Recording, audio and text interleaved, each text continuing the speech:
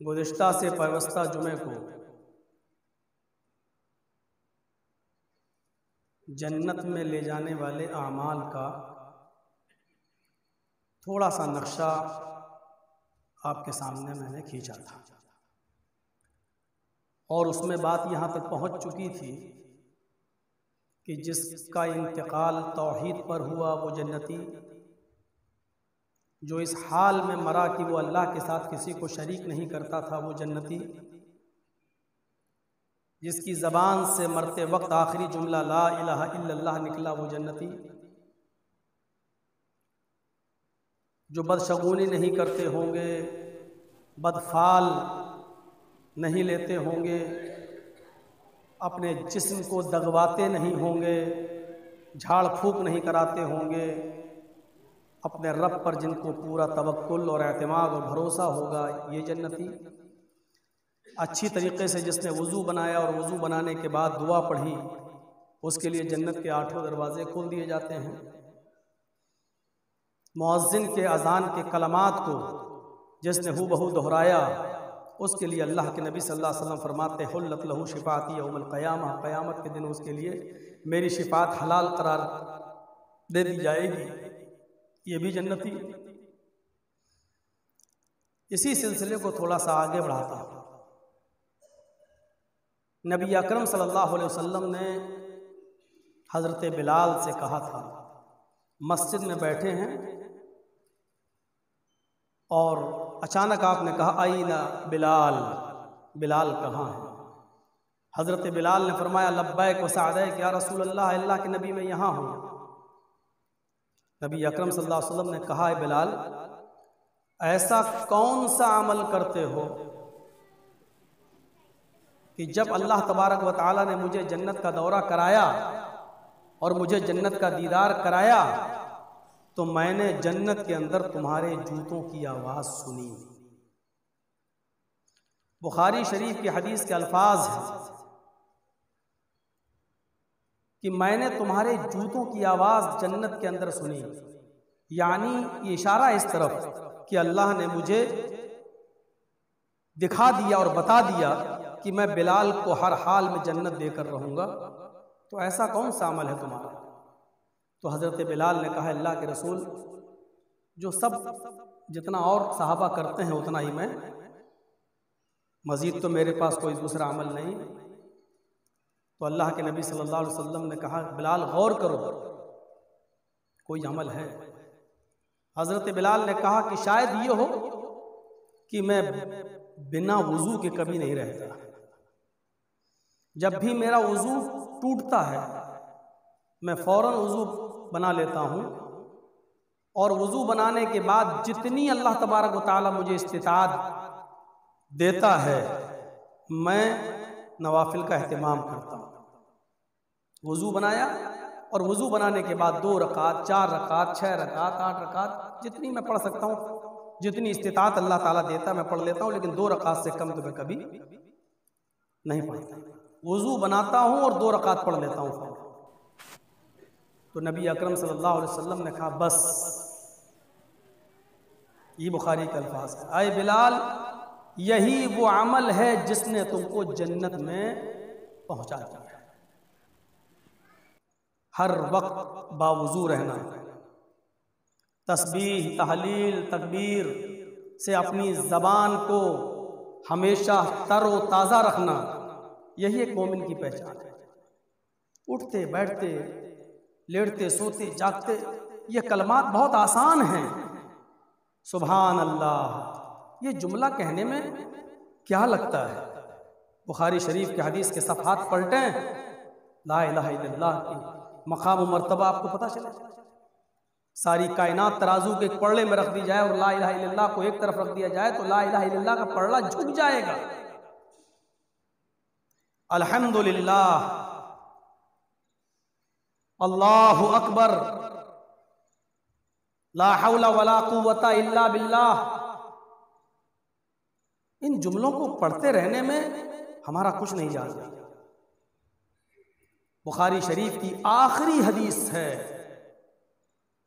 नबी अकरम सल्लल्लाहु अलैहि वसल्लम ने फरमाया कि 2 कलमे ऐसे हैं जो अल्लाह रब्बुल आलमीन को बहुत महबूब हैं, बहुत पसंद हैं, जबान पर बहुत हल्के हैं। खफीफतान अलल लिसान, खफीफतान अलल लिसान, जबान पर बहुत हल्के हैं।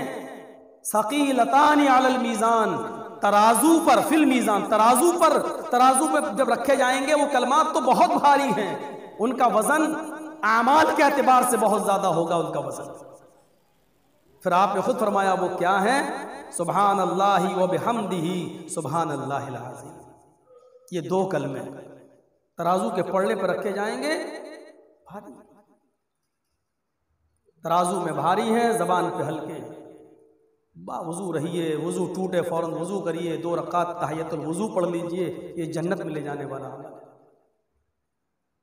नबी अकरम सल्लल्लाहु अलैहि वसल्लम ने ये उन अमाल के बाद इसको भी एक लिस्ट में जोड़ लीजिए। कोई आदमी मस्जिद का चंदा करने आए, ताउन करने आए, उसमें बढ़ चढ़ कर हिस्सा लीजिए। मम बना लिल्लाही मस्जिदन बनल्लाहु लहू बैतन फिल जन्ना, जो दुनिया में अल्लाह के लिए कोई मस्जिद बनाएगा, बनल्लाहु लहू बैतन फिल जन्ना, तो अल्लाह रब्बुल आलमीन जन्नत के अंदर उसके लिए घर बनाएगा। और जन्नत में हमारा घर बन जाए, उस घर की, हमारे इस घर के आगे उस घर की शान देखिए, हमारे इन घरों की क्या हैसियत रह जाती है। कभी बताया था मैंने, पुरानी तकरीर ढूंढी और तलाशिए, 1 ईंट सोने की होगी, 1 ईंट चांदी की होगी। कस्तूरी इत्र जो मिलता नहीं है ओरिजिनल, उसका गारा होगा और उसके गारे से आपकी दीवारें खड़ी की जाएंगी। आपकी उस बिल्डिंग के अंदर हीरे और याकूत और मरजान जड़े हुए होंगे। आगे देखिए, हजरत अब्दुल्ला इब्न उमर रजी अल्लाह ताला अन्हु बैठे हैं, अल्लाह के रसूल सल्लल्लाहु अलैहि वसल्लम ने गालिबन ज़ोहर या असर की नमाज पढ़ाई और नमाज पढ़ाने के बाद मुक्तदियों की तरफ चेहरा किया। अबू सईद खुदरी रजी अल्लाह ताला अन्हु उठे और जाने लगे। बहुत से सहाबा का मामूल था कि वो नमाजें सुन्नत अपने घरों में पढ़ा करते थे। तो अबू सईद खुदरी जब उठकर गए तो अल्लाह के रसूल सल्लल्लाहु अलैहि वसल्लम ने ऐसे ही मुसल्ले पर बैठे बैठे कहा, जिसने किसी जन्नती आदमी को ना देखा हो, फल यंजुर इला हाजा, वो देख ले ये जन्नती आदमी जा रहा है। इशारा किया अबू सईद खुदरी की तरफ। अब्दुल्ला इब्न उमर कहते मैं बड़े ताज्जुब में था। दूसरे दिन आपने फिर नमाज पढ़ाई और सलाम फेरा, तो फिर अबू सईद खुदरी उठ के जाने लगे। अल्लाह के नबी ने दूसरे दिन भी कहा कि जिसने किसी जन्नती को ना देखा हो और दुनिया ही में वो किसी जन्नती को देखना चाहता हो, फल यंजुर इला हाजा, वो देख ले ये जन्नती इंसान जा रहा है। तीसरे दिन भी अबू सईद खुदरी नमाज पढ़ के उठे और अपने घर की तरफ जाने लगे तो अल्लाह के नबी ने फरमाया, जिसने जन्नती न देखा हो, दुनिया ही में देखना चाहता, वो देख ले ये जन्नती शख्स जा रहा है। तो अब्दुल्ला इब्न उमर कहते हैं कि मेरे दिल में तजस्सुस उठा कि देखें कि कौन सा अमल करते हैं। इनका अमल बज़ाहिर हमारे अमल से ज्यादा तो है नहीं, जितना हम अमल करते हैं उतना ये। फिर ये 3 दिन से इनको अल्लाह के नबी जन्नती कह रहे हैं। उनके घर पहुंच गए और बहाना करके कि मेरे माँ बाप से हमारा थोड़ा झगड़ा हो गया है और मैं घर में नहीं जाऊंगा, 2-3 दिन आपके घर रहना चाहता हूं, क्या आप मुझे अपने घर में पनाह देंगे? उन्होंने कहा बिल्कुल, आप रह लीजिए। 3 दिन के बाद फिर हजरत अब्दुल्ला इब्न उमर ने खुद कहा, अय अबू सईद खुदरी, ना मेरा झगड़ा मेरे माँ बाप से हुआ, ना भाइयों से, किसी से नहीं, बल्कि वजह यह थी 3 दिन कयाम करने की आपके घर में, कि 3 दिन आप उठे और अल्लाह के रसूल ने आपको जन्नती कहा कि जिसने जन्नती देखना वो देख ले। ऐसा कौन सा अमल है? बाहर तो कोई अमल आपका ऐसा दिखाई नहीं देता जो हमारे अमल से ज्यादा हो। तो मैंने सोचा घर में शायद कुछ करते हो, लेकिन घर में भी आप उतना ही करते जितना हम अपने घर में करते हैं। कोई अमल तो आपका घर में भी ऐसा नहीं दिखाई दे रहा है जो आपका हमसे ज्यादा हो। अबू सईद खुदरी फरमाते हैं कि एक अमल ऐसा है। कहा क्या? कहा मैं नबी अकरम जैसे ही नमाज पढ़ के सलाम फेरते हैं मैं फौरन अपने घर चला आता हूं, और ऐसा आप लोग नहीं करते हैं। कहिए क्या बात रही? आप घर में सुन्नतें पढ़ लेते हैं, मस्जिद में पढ़ लेते हैं, इसमें क्या हुआ?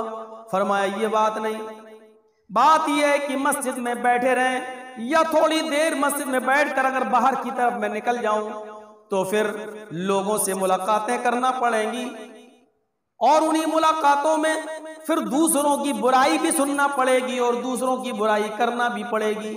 मेरे अंदर एक खूबी यह है कि मैंने नमाज पढ़ते ही सलाम फेरते ही मैं अपने घर चलाता हूँ। मेरे कानों ने आज तक किसी की गीबत नहीं सुनी है और मेरी जबान ने आज तक किसी भाई की गीबत नहीं की है।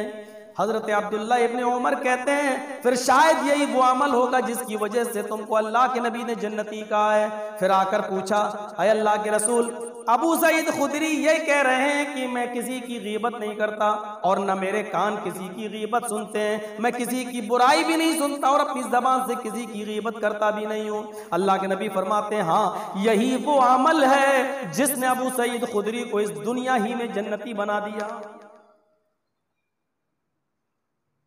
हम लोग एक पट्टा डाल लिए हैं, बस पांचों वक्त का जो नमाजी है उसी को हम दीनदार समझते हैं कि ये जन्नत का सर्टिफिकेट पा गया है। इन छोटी छोटी चीजों पर हम नजर नहीं डालते। कौन से अमाल हमें जहन्नमी बना देते हैं और कौन से अमाल हमें जन्नती बना देते हैं। तसव्वुर करें आप, बहरैन से माल आया, अबू उबैदा इब्ने अल जर्रा उस माल को लेकर आए। वो माल तमाम सहाबा में तकसीम होना था और खुद अल्लाह के रसूल सल्लल्लाहु अलैहि वसल्लम को भी उसमें माल मिलना था, आपका भी हक था। हजरत आयशा कहती हैं, अय अल्लाह के रसूल, आज तो जब बंटवारा होगा तो आपको भी आपका हिस्सा मिलेगा। जी मिलेगा। 15 दिन से घर में चूल्हा नहीं जला तो क्या मैं चूल्हा संभाल लूं? चूल्हे को संभाल लिया, लकड़ियां रख दी।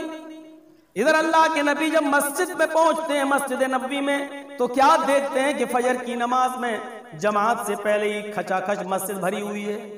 अल्लाह के नबी ने कहा, शायद तुम्हें खबर मिल गई है कि अबू उबैदा इब्ने अल जर्रा बहरैन से माल लेकर आए हैं।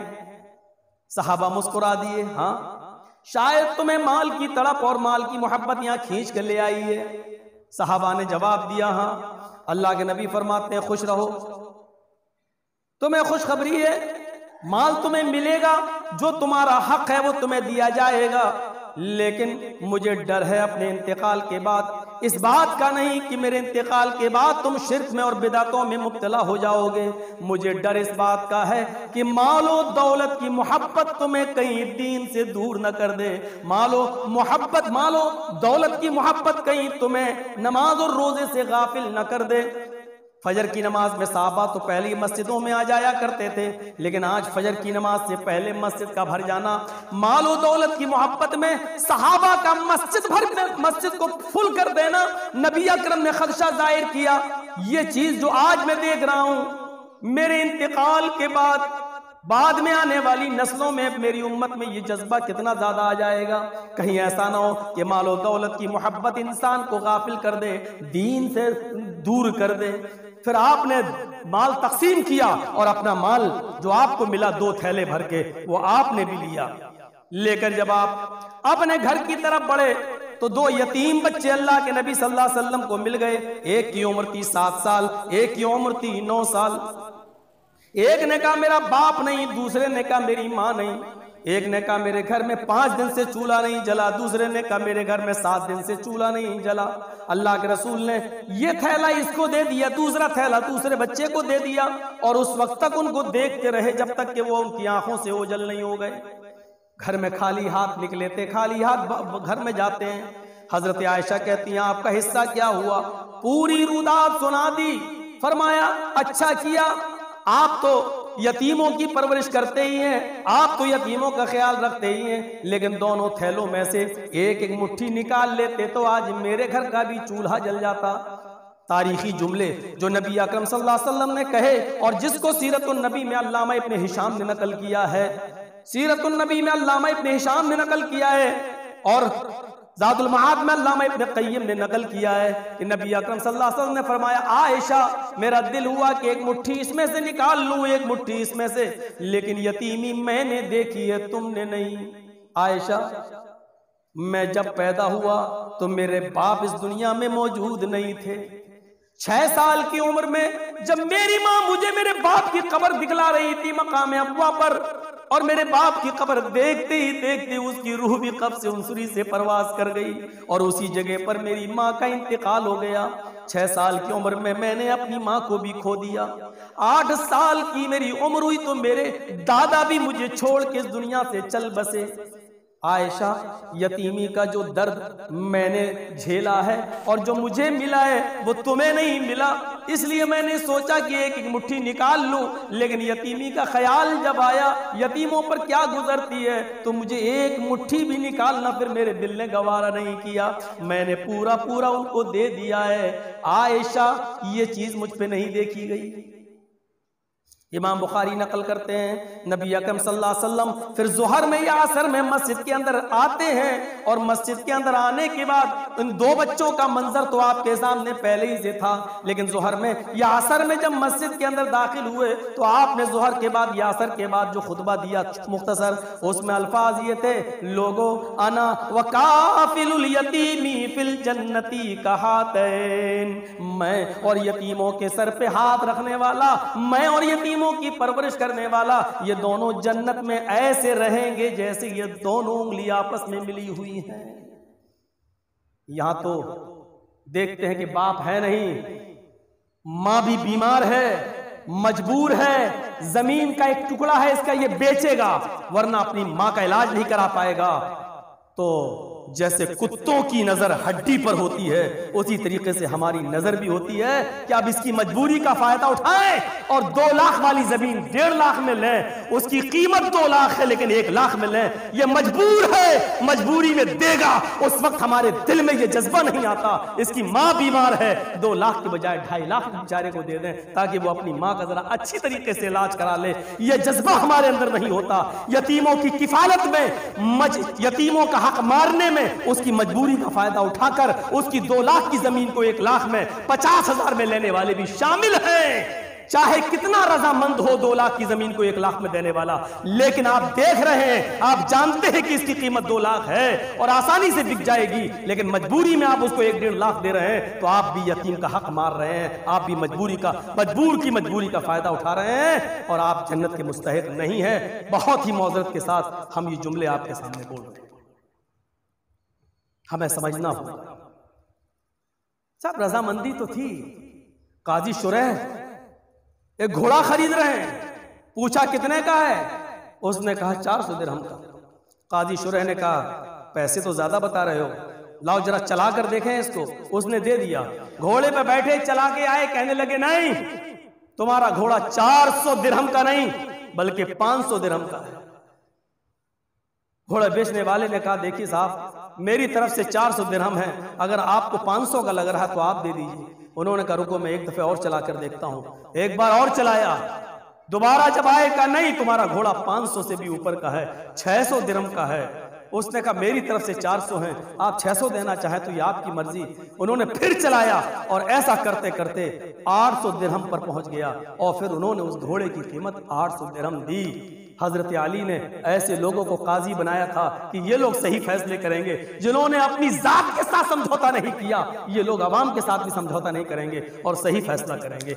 हजरत अली रजी अल्लाह ताला अन्हु ने उनकी इसी खूबी को देखते हुए उनको मनसब क़ुज़ात दे दिया, काजी के ओहदे पे बिठा दिया और उन्होंने इंतकाल से पहले कहा था अल्लाह लफ्ज़ इंसान होने के नाते से मुझसे गलती हो सकती है, माफ करना, लेकिन मैंने अब तक 3 लाख मुकदमे जो निपटाए हैं, बारे इलाह मैंने उन मुकदमों को जनाब मोहम्मद रसूलुल्लाह की सुन्नत के मुताबिक, आपके जजमेंट के मुताबिक, आपकी हदीसें पढ़कर मैंने उन मुकदमों का फैसला किया है। बारे इलाह अब अगर मुझसे इंसान होने के नाते से कोई गलती हो गई हो तो बारे इलाह तो मुझे माफ कर देना। मेरे भाइयों ऐसे लोग इंतकाल के वक्त रो रहे हैं, तसव्वुर कीजिए कि ऐसे लोगों, हजरत अली रज़ी अल्लाह ताला अन्हु की फरासती ईमानी भी देखिए कैसे लोगों को जज बनाते हैं।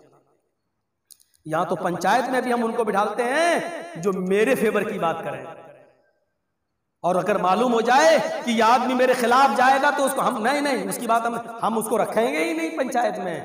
साहब फिर पंचायत का मसला मामला रह क्या जाता है? जब आपको ऐसे ही लोग बिठाना है मीटिंगों में और पंचायत में जो आपकी बात करें, तो फिर आदल है कहां, फिर इंसाफ रह कहां गया है? इंसाफ तो एक ऐसा मामला है कि अल्लाह रब्बुल आलमीन ने कुरान में फरमाया, वला यजरिमन्नकुम शनआनु कौमिन अला अल्ला तअदिलू, किसी कौम की सरकशी और बदबख्ती तुम्हें जुल्म करने पर मजबूर ना कर दे। ऐसा ना हो कि किसी कौम की दुश्मनी में तुम उसके खिलाफ फैसला करने लगो। दुश्मनी अपनी जगह पर है, लेकिन अदल अपनी जगह पर होना चाहिए। अदल अपनी जगह पर, दुश्मनी अपनी जगह पर है, किसी कौम की मुखालिफत अपनी जगह पर है, लेकिन अगर इंसाफ के लिए तुम्हें बुलाया जाए तो बात वहां पर अदल और इंसाफ की तुम्हें करना है। ऐसे ही साहबा बैठे हैं, नबी अकरम फरमाते हैं कि आज मुझे एक बात बताओ, मन अस्बह मिनकुम अल-यौम साइमन, बुखारी शरीफ के हदीस के अल्फाज, कौन है जिसने आज तुम में से रोजा रखा है? या नफली रोजे की बात हो रही है। फकाम अबू बकर फकाल अना, अबू बकर उठते हैं और कहते हैं कि अल्लाह के रसूल मैं रोजे से हूं। आपने कहा मन तबिया मिनकुम अल-यौम मरीजन, आज तुम में से कौन है, मन अतअमा मिनकुम अल-यौम मिस्कीनन, आज तुम में से कौन है जिसने किसी मिस्कीन को खाना खिलाया? अबू बकर सिद्दीक फिर उठते हैं और कहते हैं अल्लाह के रसूल, दोपहर में मेरे हिस्से का खाना रखा हुआ था, मैं रोजे से था, इसलिए मैंने अपने हिस्से का खाना एक मिस्कीन को खिला दिया है। मैं आज रोजे से भी हूं और एक मिस्कीन को मैंने खाना भी खिलाया है। नबी अकरम सल्लल्लाहु अलैहि वसल्लम ने फरमाया, मन आद मिनकुम अल-यौम मरीदन, कौन है तुम में से जिसने आज किसी मरीज की अयादत की हो? फकाम अबू बकर फकाल अना, अबू बकर ही उठते हैं और कहते हैं कि अल्लाह के रसूल मेरे इलाके में एक आदमी बीमार था, मैंने उसकी अयादत भी की है, मैं उसके घर गया और उसकी तीमारदारी भी मैंने की है। अल्लाह के नबी ने फरमाया बैठ जाओ।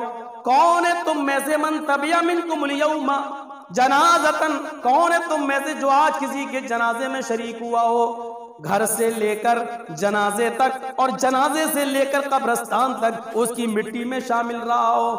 अबू बकर सिद्दीक उठते हैं और कहते हैं कि अल्लाह के रसूल मेरे इलाके में एक साहब का इंतकाल हो गया, मैंने उनको गुस्ल भी दिया, मैंने उनकी जनाजे की नमाज भी पढ़ाई, मैं कब्र में उतरा और मैंने उनको उतारा भी और मैंने मिट्टी भी उनको दी। नबी अकरम सल्लल्लाहु अलैहि वसल्लम फिर खड़े हो जाते हैं और फरमाते हैं कि जिसके अंदर ये चारों खूबियां जमा हो जाएं, मजतमाना, जिसके अंदर ये चारों खूबियां जमा हो जाएं, उसको जन्नत में जाने से कोई चीज नहीं रोक सकती है। ऐसा शख्स जन्नत के अंदर दाखिल होगा। सिर्फ 5 वक्त की नमाज पढ़ने के बाद ही जन्नत का सर्टिफिकेट हमें नहीं मिल जाता है। ये खूबियां भी हमारे अंदर होना चाहिए। यहां तो आज दौलतमंद का इंतकाल हो जाए तो देखो, और किसी गरीब का इंतकाल हो जाए तो उसके जनाजे में आदमी देख लो, कोई अमीर आदमी बीमार हो जाए तो उसकी अयादत के लिए देख लो, और कोई गरीब आदमी अगर बीमार हो जाए तो उसकी तीमारदारी के लिए कितने लोग जा रहे हैं। हम कुछ कहेंगे नहीं, सिर्फ अपनी सोसाइटी और समाज पर हमें और आपको सबको नजर दौड़ा के देखना चाहिए। क्या मौतो गम में क्या ऐसा नहीं हो रहा है? आज यहां पर भी अपने और पराये देखे जा रहे हैं और अमीरी और गरीबी देखी जा रही है। जबकि बुखारी शरीफ के हदीस के अल्फाज तो ये हैं कि काना हजरत अनस जिन्होंने अल्लाह के रसूल की 10 साल खिदमत की, वो कहते हैं कि काना रसूलुल्लाह सल्लल्लाहु अलैहि वसल्लम यऊदुल मरीज, अल्लाह के रसूल की सिफत ये थी कि आप मरीज की अयादत करते थे, चाहे वो जान पहचान हो या जान पहचान न हो। व यशहदुल जनाजा, आप जनाजे में भी शिरकत करते थे, चाहे वो जान पहचान वाला हो या गैर हो। कौन नहीं जानता कि अल्लाह के रसूल सल्लल्लाहु अलैहि वसल्लम ने ऐसे लोगों की भी जनाजे में शिरकत की जिसको आप नहीं जानते थे, और ऐसे लोगों की भी तीमारदारी की। वो बच्चा जो यहूदियों का बच्चा था, 12-13 साल की उम्र थी, जो नबी की खिदमत करता था, पता चला कि बीमार हो गया, अल्लाह के रसूल उसके पास गए, वो हिचकियां ले रहा था, आखिरी दम तोड़ने ही वाला था। अल्लाह के नबी उसके सिरहाने पर बैठ के कहने लगे, बेटे पढ़ लो ला इलाहा इल्लल्लाह। वो अपने बाप की तरफ देखने लगा। उसके बाप ने कहा, अबुल कासिम की इताअत करो, बेटे तुम अपने नबी की, मोहम्मद रसूलुल्लाह की तुम बड़ी तारीफें करते थे, तुम्हारा दिल माइल था इस्लाम की तरफ, लेकिन तुम मेरे जिद की वजह से नहीं कर सके, इंतकाल के वक्त भी तुम तुम्हारी आंखें मोहम्मद रसूलुल्लाह को देख रही हैं, तुम्हारा दिल जो पसंद करता है करो, तुम अबुल कासिम की इताअत करो। बच्चे ने बाप का की जबान से भी सुना कि आज मेरे बाप खुश है, फौरन कलमा पढ़ लिया, अशहदु अल्ला इलाहा इल्लल्लाह व अशहदु अन्ना मुहम्मदन अब्दुहु व रसूलुहु, और कलमा पढ़ते ही उसका इंतकाल हो गया। अल्लाह के रसूल बैठे थे, उसके सिरहाने पर खड़े हो गए, फरमाया अल्हम्दुलिल्लाहिल्लज़ी अनक़ज़हु अनिन्नार, तमाम तारीफ उस अल्लाह के लिए है जिसने मरते वक्त इस बच्चे को जहन्नम की आग से निजात दे दी। मरते वक्त इसका इंतकाल, इसकी रूह तौहीद पर निकली और इसको अल्लाह रब्बुल आलमीन ने दोज़ख की आग से बचा लिया। मेरे प्यारे साथियों, आप ऐसे लोगों की भी इयादत करने के लिए जाते हैं, कहाँ है? हम अमीरी और गरीबी देखते हैं। तीमारदारी में सिर्फ इतना ही नहीं है, मरीज को तसल्ली देना भी उसमें शामिल है, उसके हौसलों को बढ़ाना भी शामिल है, और अगर वो कमजोर है तो उसके लिए फल फ्रूट ले जाना या डॉक्टर ने जो चीजें बताई हैं उसको ले जाना भी उसके लिए, ये भी इयादत में शामिल है। और अगर वो माली तौर पर कमजोर है तो आप अपनी इस्तिताअत के मुताबिक उसका ताउन करें, यह भी इयादत का एक हिस्सा है। सिर्फ देख के चले आना ही नहीं। मुस्नद अहमद की सही रिवायत मौजूद है और अल्लामा शाकिर ने लिखा है कि अक्सर कम अमल पर ज्यादा सवाब की रिवायतें जितनी भी आई हैं अक्सर ज़ईफ हुआ करती हैं, लेकिन यह रिवायत बहुत आला दर्जे की असह है। वो क्या है, सही क्या है कि जब कोई आदमी सुबह किसी मरीज की इयादत के लिए जाता है तो शाम तक 70,000 फरिश्ते उसके लिए दुआएं मग़फ़िरत करते हैं, और शाम को जब किसी की इयादत के लिए जाता है तो सुबह तक 70,000 फरिश्ते इयादत करने वाले के लिए मग़फ़िरत की दुआ करते हैं। ये 70,000 फरिश्ते की दुआ करें, ये मामूली चीज है? एक फरिश्ता हमारे लिए दुआ कर दे तो काफी है, 70,000 फरिश्ते। जरा गौर कीजिए कितनी बड़ी फजीलत मिल रही है, लेकिन उसके लिए हमें तलाश करना पड़ेगा कौन बीमार है कौन नहीं, देखना पड़ेगा। बहुत वसी मौजू है ये, तो हमें और आपको गौर करना चाहिए इस पर। वो छोटे छोटे बच्चे जिनके इंतकाल कर जाते हैं, 1 साल 2 साल 3 महीने 5 महीने 8 महीने, बुखारी शरीफ के हदीस के अल्फाज हैं, लहू दामीसुल जन्नह सिगारुहुम दामीसुल जन्नह। ये छोटे छोटे बच्चे जिनकी रूह हम निकाल लेते हैं, उनके माँ बाप से उनको दूर कर देते हैं, इनकी रूहें जन्नत के अंदर बिला रोक टोक घूमती रहती हैं। कयामत के दिन जब हिसाब व किताब होगा, कुछ लोगों को अल्लाह ताला जहन्नम में डालने का हुक्म दे देगा, इनको डाल दो। जब वो जहन्नम के दरवाजे पर पहुंच जाएंगे तो अल्लाह ताला कहेगा रुको, इनको जहन्नम में फेंकने से पहले इनके छोटे छोटे बच्चे जो दुनिया में हमने इनसे छीने थे, जो जन्नत में, उनको लेकर आओ, उनको उनके माँ बाप से मिलवा दो। बुखारी शरीफ की हदीस के अल्फाज हैं, जब फरिश्ते उन छोटे छोटे बच्चों को जब लेकर आएंगे और वो अपने माँ बाप से मिलेंगे, थोड़ी देर के बाद जब टाइम खत्म हो जाएगा तो बच्चों को लाया जाएगा और कहा जाएगा अब चलो जन्नत में, और हुक्म होगा कि इनके माँ बाप को जहन्नम में डाल दो। ये हुक्म सुनते ही वो बच्चे फयअख़ुज़ु बिनाहियति सौबिही, अपने माँ बाप के कपड़े के दामन को पकड़ लेंगे, अपने माँ बाप के कपड़े के दामन को पकड़ लेंगे और अल्लाह से कहेंगे अल्लाह, दुनिया में भी तूने मुझसे मेरे माँ बाप को दूर किया और आखिरत में भी तू मुझसे मेरे माँ बाप को दूर कर रहा है। अय अल्लाह, जब आखिरत में भी दूर करना था तो दुनिया में तूने मुझसे मेरे माँ बाप क्यों छीने, या मुझे मेरे माँ बाप से अलग क्यों किया। अय अल्लाह, हम अपने माँ बाप के दामन को नहीं छोड़ेंगे। फलम युफारिक़हा, वो उससे जुदा नहीं होंगे, उसको छोड़ने का नाम नहीं लेंगे, यहाँ तक कि अल्लाह रब्बुल आलमीन की दरियाए रहमत जोश में आएगी और हुक्म होगा फरिश्तों, मैंने इन मासूम बच्चों की दुआओं की लाज रख ली, इनकी आरजुओं को पूरा कर दिया। आए फरिश्तों, इनके माँ बाप को छोड़ दो। आए बच्चों, अपने माँ बाप की उंगली पकड़ो और उनको भी अपने साथ जन्नत के अंदर ले जाओ। जाओ, मैंने तुम्हारी तमन्ना पूरी कर दी और तुम्हारी इस आरजू की वजह से मैंने तुम्हारे माँ बाप को जन्नत के अंदर जन्नत का मुस्तहिक बना दिया। जाओ, ले जाओ। लेकिन ये वो माँ बाप होंगे जिन्होंने अपनी औलाद के इंतकाल पर सब्र किया होगा, वावेला नहीं मचाया होगा, और उन्होंने अपने बच्चों के इंतकाल पर कहा होगा इन्ना लिल्लाहि व इन्ना इलैहि राजिऊन। अय अल्लाह, तेरी ही अमानत थी, हम सब तेरे ही तरफ से आए हैं और तेरी तरफ हमें पलट के जाना है, तेरी अमानत तेरे हवाले। कोई बात नहीं, उन्होंने वावेला नहीं मचाया होगा, मातम नहीं किया होगा और उन्होंने करीबान चाक नहीं किए होंगे, अपनी औलाद के इंतकाल पर सब्र किया होगा, तो ये लोग भी जन्नत के अंदर दाखिल होंगे। महीना चल रहा है रबीउल अव्वल का। बोलना तो मुझे इस टॉपिक पर था, लेकिन बोल इसलिए कि मैंने वादा किया था कि जो मौजू मेरा अधूरा है उसको मैं पूरा करूंगा। मेरे भाइयों, इस वक्त सोशल मीडिया पर ये सब चल रहा है, हमें इससे दूर रहना है। ऐसी ऐसी चीजें आ रही हैं फेसबुक पर और व्हाट्सएप पर कि इब्लीस के अलावा सारी दुनिया जश्न मना रही है, सिर्फ इब्लीस ही जश्न नहीं मना रहा है। यानी ये जुमले बोलकर जो लोग जश्न नहीं मनाते हैं उनको एक दूसरे अंदाज में चिढ़ाने की कोशिश की जा रही है। लेकिन आप यकीन मानिए, ये ऐसा लिखकर बड़े बड़े उलमा पर, बल्कि अपनी जमात के ही बड़े बड़े लोगों पर ये कीचड़ उछालते हैं। मैं उनसे एक ही सवाल करना चाहता हूं, अबू बकर सिद्दीक ने जश्न नहीं मनाया, क्या कहोगे उनके बारे में? हजरत उमर ने जश्न नहीं मनाया, क्या कहोगे उनके बारे में? हजरत उस्मान ने जश्न नहीं मनाया, क्या कहोगे उनके बारे में? हजरत अली ने जश्न नहीं मनाया, क्या कहोगे उनके बारे में?